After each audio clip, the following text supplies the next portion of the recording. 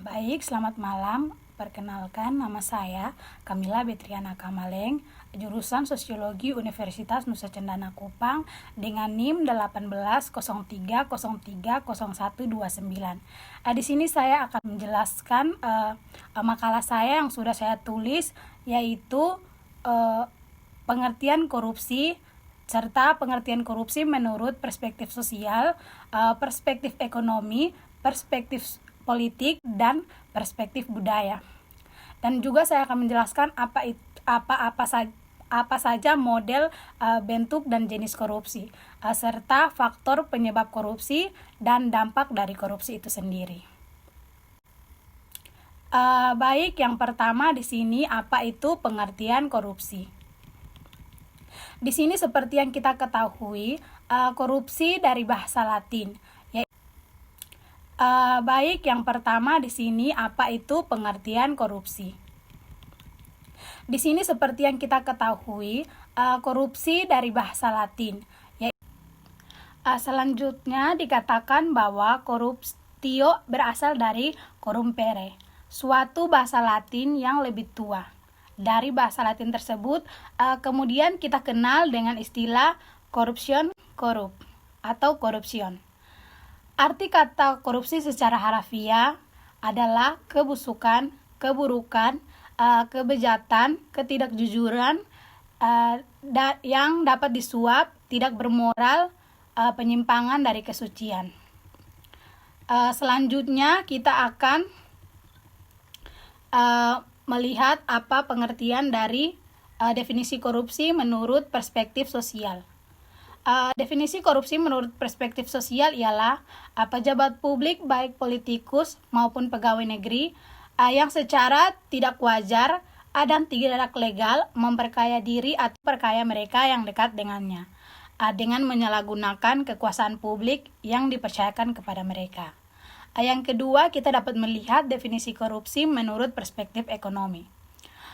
Berdasarkan Undang-Undang Nomor 31 Tahun 1999, korupsi adalah tindakan setiap orang yang secara melawan hukum melakukan perbuatan memperkaya diri atau orang lain, atau suatu korupsi yang dapat merugikan keuangan negara atau perekonomian negara.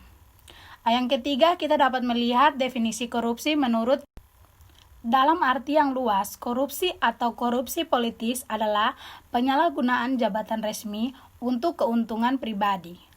Korupsi yang muncul di bidang politik dan birokrasi bisa berbentuk sepele atau berat, terorganisasi atau tidak. Yang keempat, kita dapat melihat definisi korupsi menurut perspektif budaya. Dari berbagai pengertian korupsi yang telah dikemukakan di muka, nampak bahwa korupsi merupakan suatu perbuatan dengan nilai dan norma-norma yang ada. Kita akan masuk dalam bagian yang kedua, yaitu model, bentuk, dan jenis korupsi. Beberapa bentuk korupsi diantaranya sebagai berikut: penyuapan atau bribery, mencakup tindakan memberi dan menerima suap baik berupa uang atau barang. Yang kedua, embezzlement merupakan tindakan penipuan dan pencurian sumber daya yang dilakukan oleh pihak-pihak tertentu yang mengolah sumber daya tersebut, baik berupa dana publik atau sumber daya alam tertentu. Yang ketiga, fraud. Fraud merupakan suatu tindakan kejahatan ekonomi yang mencakup tindakan memberi dan menerima suap baik berupa uang atau barang. Yang kedua, embezzlement merupakan tindakan penipuan dan pencurian sumber daya yang dilakukan oleh pihak-pihak tertentu yang mengolah sumber daya tersebut baik berupa dana publik atau sumber daya alam tertentu. Yang ketiga, fraud. Fraud merupakan suatu tindakan kejahatan ekonomi yang melibatkan penipuan. Yang keempat, extortion, tindakan meminta uang atau sumber daya lainnya dengan cara paksa atau disertai dengan intimidasi tertentu oleh pihak yang memiliki kekuasaan. Yang keempat, extortion, tindakan meminta uang atau sumber daya lainnya dengan cara paksa atau disertai dengan intimidasi-intimidasi tertentu oleh pihak yang memiliki kekuasaan. Yang kelima, melanggar hukum yang berlaku dan merugikan negara. Dan yang ketujuh, serba kerahasiaan meskipun dilakukan secara kolektif atau korupsi berjamaah. Yang berikut kita lihat jenis korupsi.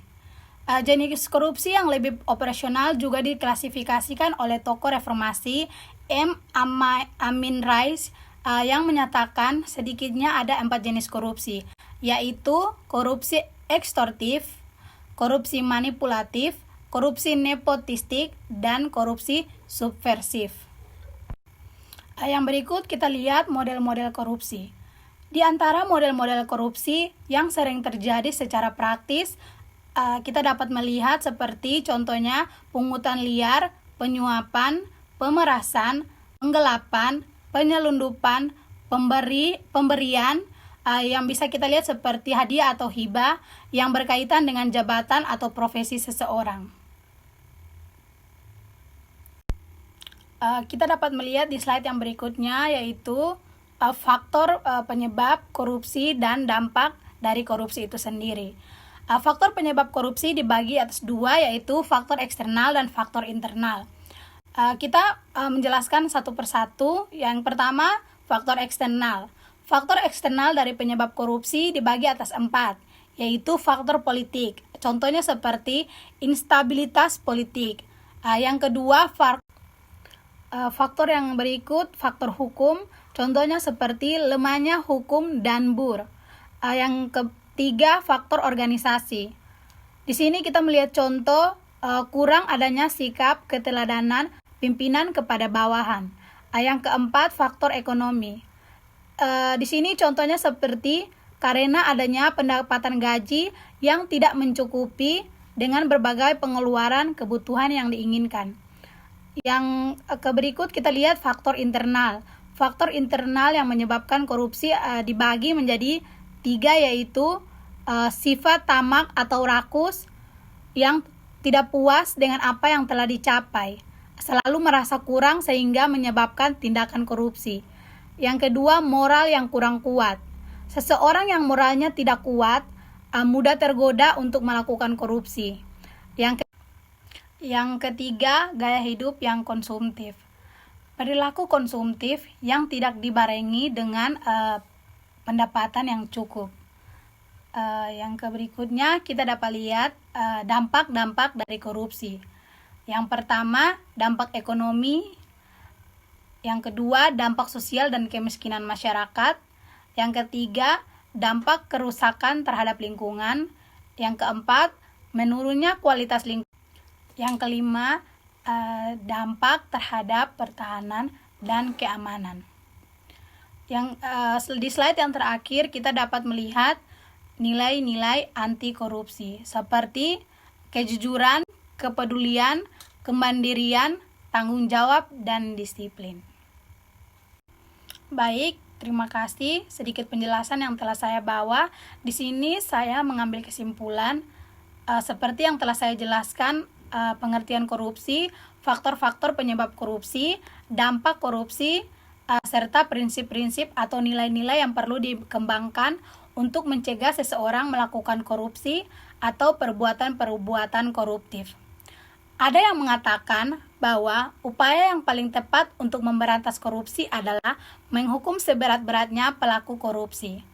Dengan demikian, bidang hukum, khususnya hukum pidana, akan dianggap sebagai jawaban yang paling tepat untuk memberantas korupsi.